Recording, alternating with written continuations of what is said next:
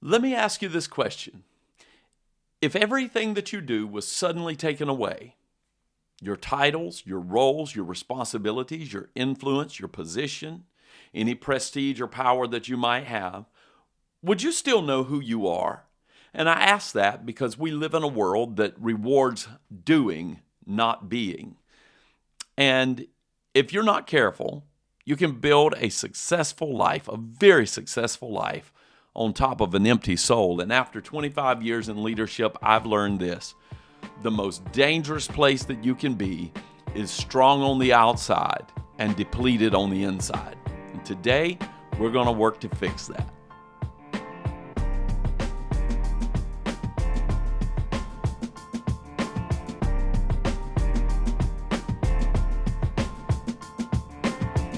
Well, hello and welcome everybody to this episode of Motivating Moments with Pastor Steve, where each week we take a few minutes to reset, refocus, and move forward with purpose. Hey, life moves fast, leadership moves faster, and if you and I don't learn to intentionally slow down, we'll wake up one day and realize that we've been running on empty for a long, long time. You know, for the last several weeks, we've been on this journey together in this series of finding Sabbath for the soul. And we've talked about physical rest at this point. We've talked about mental rest. We spent last week talking about emotional rest. But today we're going to be dealing with rest on the deepest level, and that is spiritual rest. Or I could say identity level rest. Because that is the deepest part of who we are. And this message today, this word of encouragement for you, a motivating moment, I should say, it applies to everyone. It doesn't matter if you're leading a church, you feel it. If you are building a business, you feel it. If you're raising kids, you're going to feel it. If you're just trying to hold your life together, you feel it. Because here's the issue. We have trained ourselves, or should I say society has trained us, and we've embraced it. I mean, it's not a one-sided thing. We have trained ourselves to measure our worth by our output. What did we accomplish today? What were we able to produce? What did we fix? What did we build? And slowly, without realizing it, our identity will get replaced by our utility. Let me say that again. When we focus on these things, what did we do? What did we accomplish? How much did we fix? What were we able to build?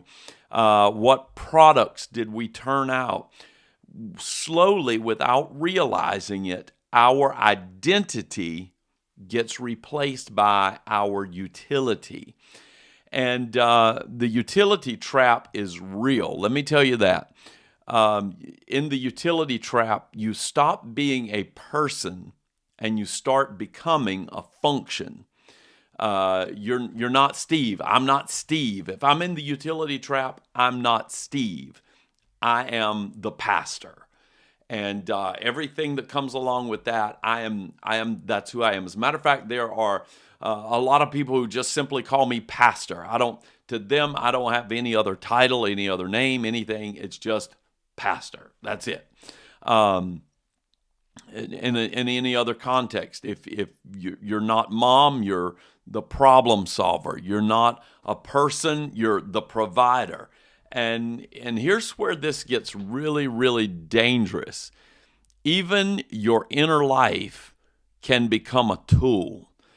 You don't rest for the sake of just enriching yourself. You recover in order to perform better.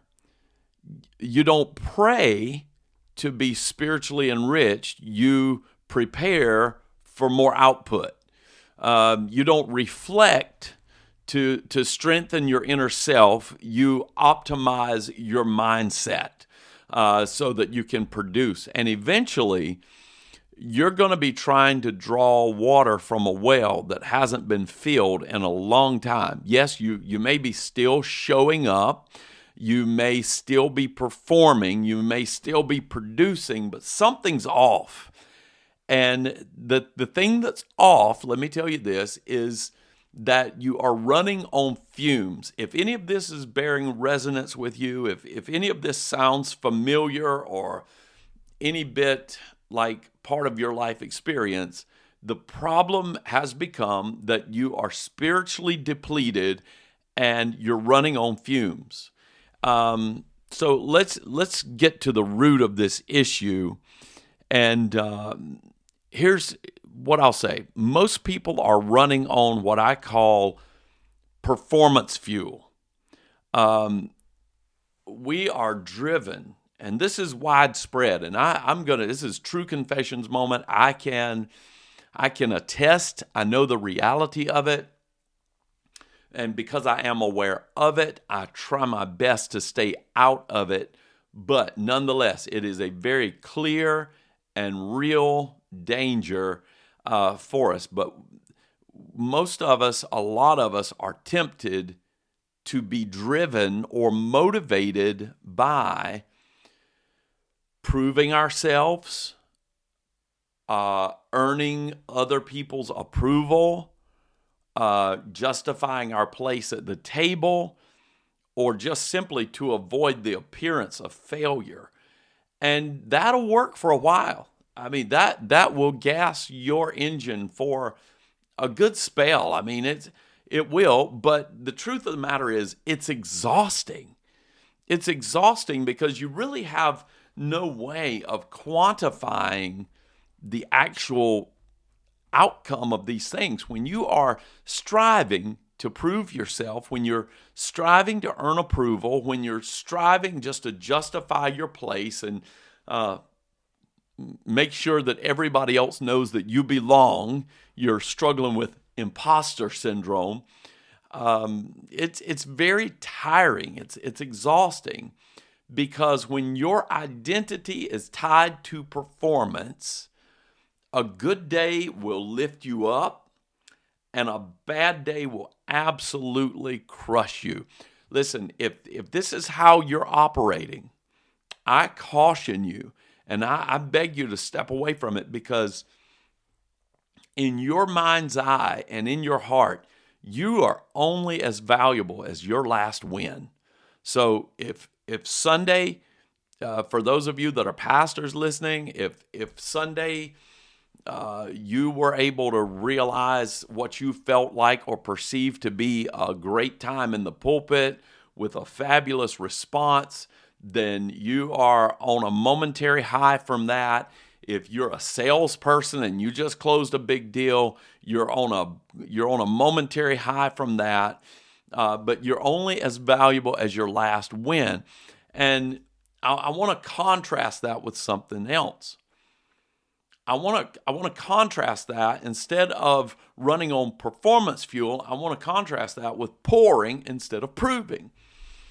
And when you know who you are, when you have been spiritually refreshed, and what I mean, you have poured into essential places in your inner man so that you are strengthened in knowing who you are, what your worth is as an individual, what your value is, and what you have to offer and bring to the table.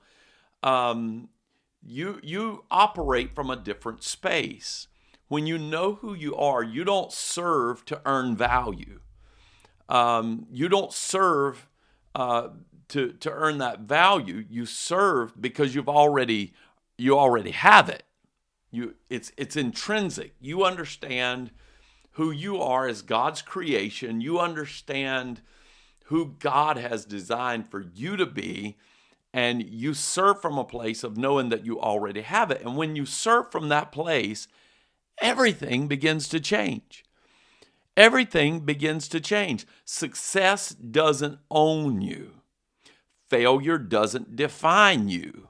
Pressure doesn't break you, because your identity isn't on the line anymore. You don't have to sit crushed behind your desk because Sunday's message didn't get the response that you'd hoped that it would. The event that you coordinated didn't have the outcome that you thought it would. The sales numbers weren't this month what they had been the month before.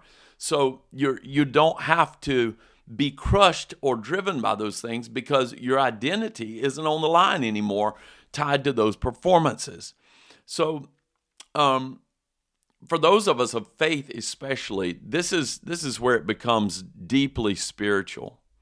You know, if I can just borrow from the example of Christ for just a few minutes here, Jesus, in all of the foot washing, all of the bread breaking, multiplying loaves and fishes and miracles that he worked and ways that he served and did. I mean, the most tremendous servant you've ever seen, serving so much that he was willing to go to a cross for us. Jesus never served to get love. He served from the security of already being loved.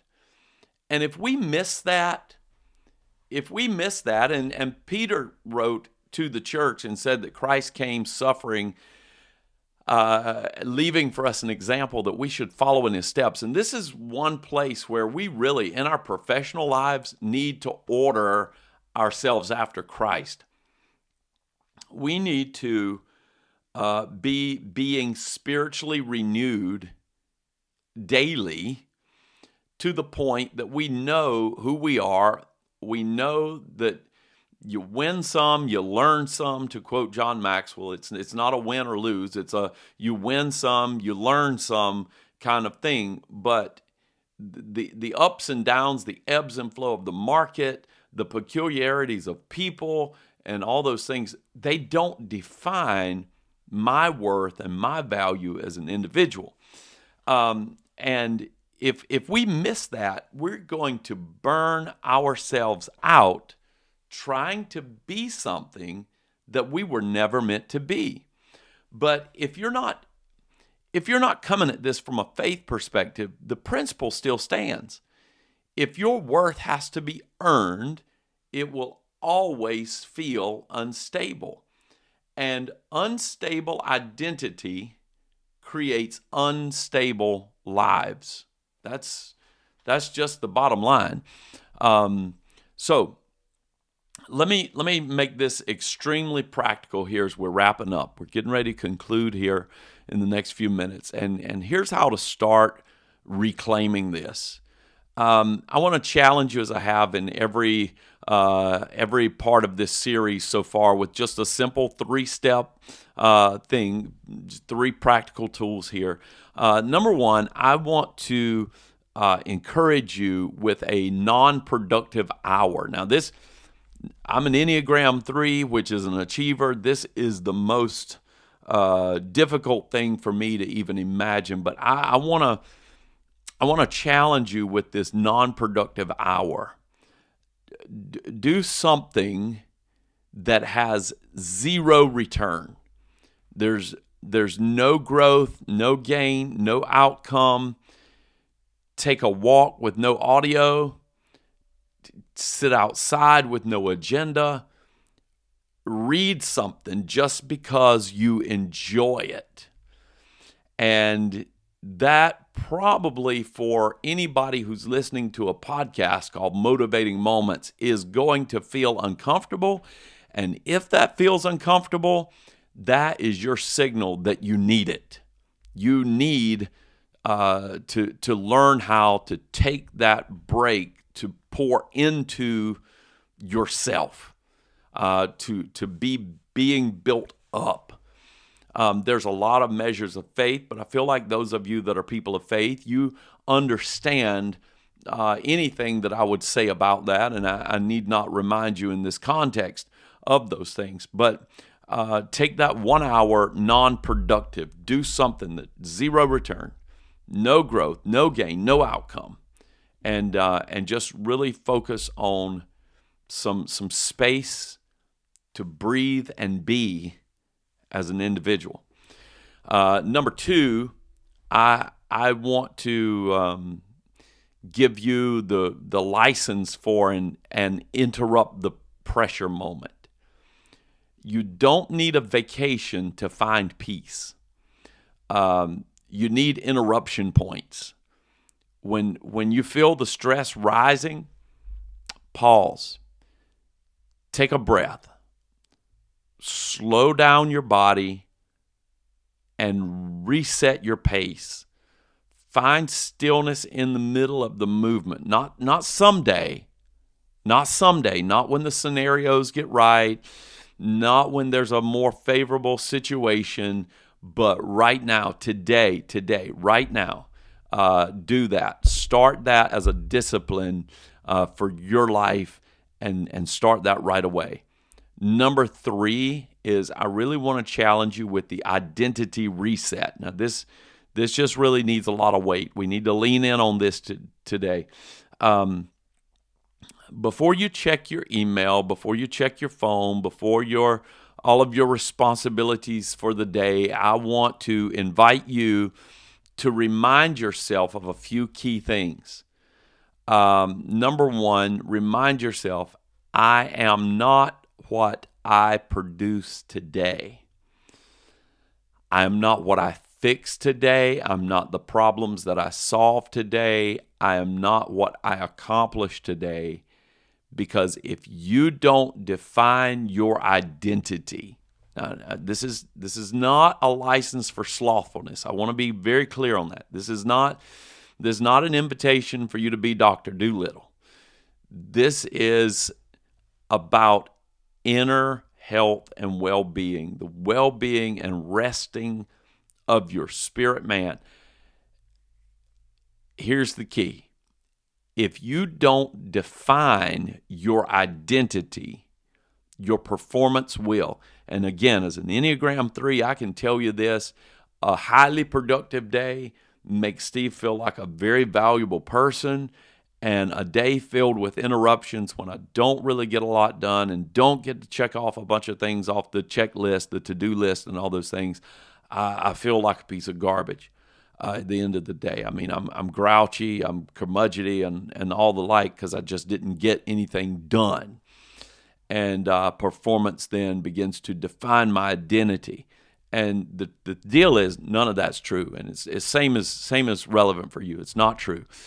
You have the same worth, the same value if you were able to go in and crush it today, or if you were struggling, whichever one, you are valuable. So let me leave you with this.